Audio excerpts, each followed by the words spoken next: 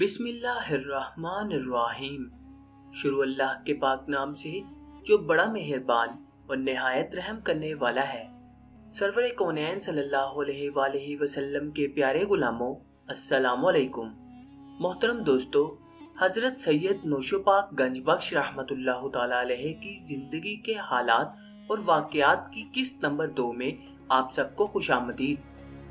حضرت نوشو گنج بخش رحمت اللہ کا اسم گرامی حاجی محمد اور کنیت ابو الہاشم تھی، لیکن آپ رحمت اللہ اپنے لقب نوشو اور خطاب گنج بخش کے نام سے جانے جاتے ہیں۔ آپ رحمت اللہ کا خاندان علم و فضل میں یکتا اور درجہ ولایت پر متمکن تھا۔ تقوی، پرہیزگاری اور بزرگی نے آپ رحمت اللہ کے خاندان کو بے پناہ عزت و توقیر عطا کی۔ آپ حضرت غوث اعظم رحمت اللہ کی اولاد پاک میں سے تھے۔ آپ رحمت اللہ نے 17ویں صدی میں رشد و ہدایت کی شمع سے برِ صغیر پاک و ہند میں اجالا کیا۔ حضرت نوشو گنج بخش کے آباء و اجداد بغداد مقدس سے ہجرت کر کے پنڈ دادن خان کے ایک گاؤں پنن وال میں قیام پذیر ہوئے۔ کچھ عرصے بعد وہ تحصیل پھالیا کے ایک گاؤں گھونگھن والی میں آباد ہو گئی۔ یہ گاؤں آج بھی تحصیل پھالیا میں اسی نام سے معروف ہے۔ آپ رحمت اللہ 1603 ہجری میں اسی گاؤں میں پیدا ہوئے۔ آپ رحمت اللہ کے بزرگوں سے منقول ہے کہ آپ رحمت اللہ کی ولادت کی بشارت آقا دو عالم صلی اللہ علیہ وآلہ وسلم نے دی تھی۔ آپ رحمت اللہ کے پیر و مرشد حضرت سخی شاہ سلیمان نوری رحمت اللہ نے آپ رحمت اللہ کی والدہ ماجدہ تک اس شہادت کو پہنچایا اور ہدایت فرمائی، بی بی جیونی، رب کریم تمہیں ایک سعادت مند بیٹا عطا فرمائے گا، اس کا نام فخر کونین صلی اللہ علیہ وآلہ وسلم کے اسم گرامی پر محمد رکھیو۔ وہ نور مجسم ہوگا اور اس کی ضیاء کی برکت سے گمراہ دنیا کا اندھیرا چھٹ جائے گا۔ حضرت نوشو گنج بخش رحمت اللہ کی والدہ ماجدہ بی بی جیونی بھی ولیہ کاملہ تھیں۔ عصمت و پاکیزگی اور سخاوت کا خمیر ان میں کوٹ کوٹ کر بھرا تھا۔ ان کے والد گرامی قصبہ حیلہ کے ایک عالم دین اور صاحب طریقت مفتی شیخ عبداللہ تھے۔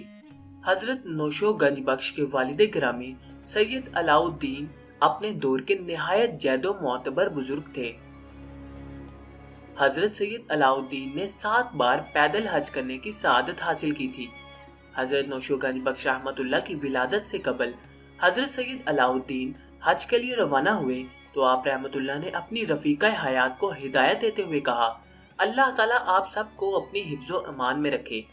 اے میری زوجہ محترمہ، اس بارے میں آپ رحمت اللہ کو یہ نوید دے کر جا رہا ہوں کہ اللہ تبارک تعالیٰ کے فضل و کرم سے اس بار آپ کے ہاں جو صاحبزادہ پیدا ہوگا وہ دین کا پہلوان ہوگا۔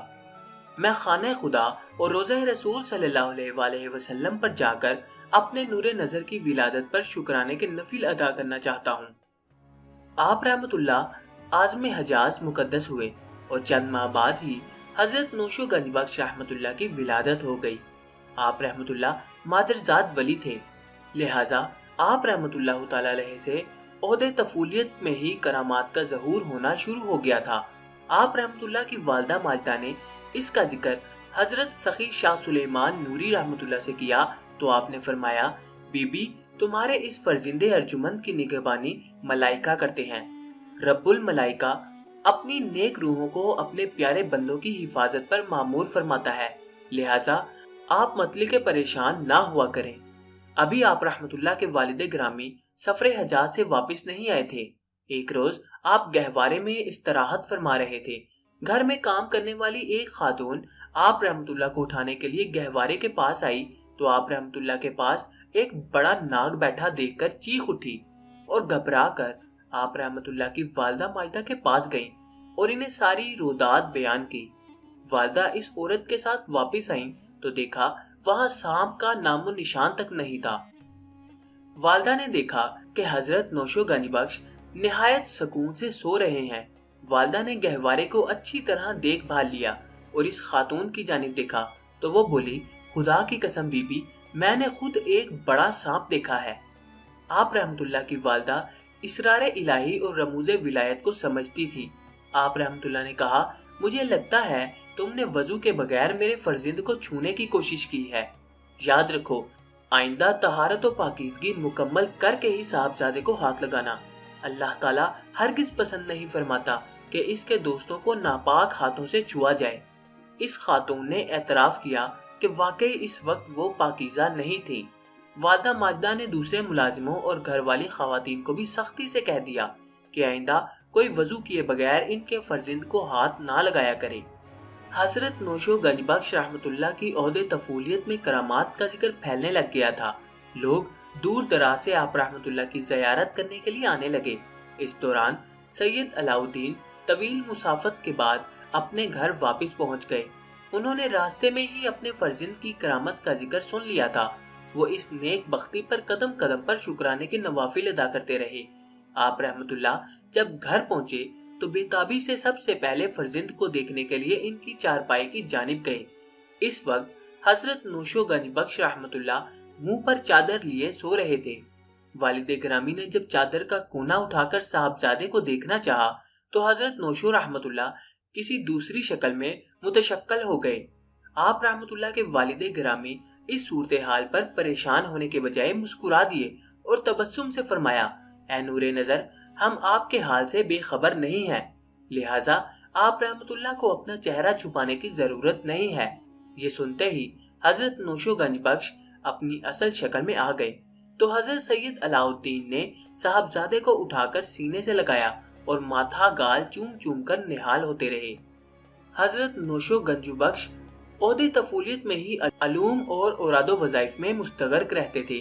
آپ رحمۃ اللہ اپنے ہم اثر بچوں میں غیر معمولی جسامت اور توانائی کے حامل تھے۔ آپ رحمۃ اللہ جب باقاعدہ پڑھنے کے قابل ہوئے تو آپ کے والد گرامی آپ کو جاکو تارڑ کے مدرسے میں لے گئے۔ اس گاؤں کے مدرسے کے محتمم حافظ قائم الدین تھے۔ اللہ تعالیٰ نے انہیں جلیل القدر صفات سے نوازا تھا۔ حافظ قائم الدین عارفین و صالحین میں شمار ہوتے تھے۔ وہ بلند پایا کاری اور متنجر عالم تھے۔ ذکر الہی میں مستغرق رہتے اور اپنے شاگردوں کو بھی ذکر جہر کی ہدایت کرتے تھے۔ قاری صاحب نیند کی حالت میں ہوتے تو ان کا دل اللہ اللہ کے ذکر سے دھڑکتا رہتا۔ حافظ قائم الدین نے حضرت نوشو گنج بخش رحمۃ اللہ کو دیکھا تو آپ پر کشف ہوا کہ یہ بچہ انتہائی غیر معمولی خصوصیات کا مالک ہوگا۔ آپ رحمۃ اللہ نے حضرت نوشو گنج بخش رحمۃ اللہ کے والد گرامی کو یہ کہہ کر واپس بھیج دیا، حضرت جی، آپ کے صاحبزادے کی پیشانی سے نور ولایت پھوٹ رہا ہے۔ اب ہم پر ذمہ داری عائد ہوتی ہے کہ ہم آپ رحمۃ اللہ کے فرزند کو علوم ظاہری کا درس دیا کریں اور اس سے علوم باطنی کا فیض حاصل کیا کریں۔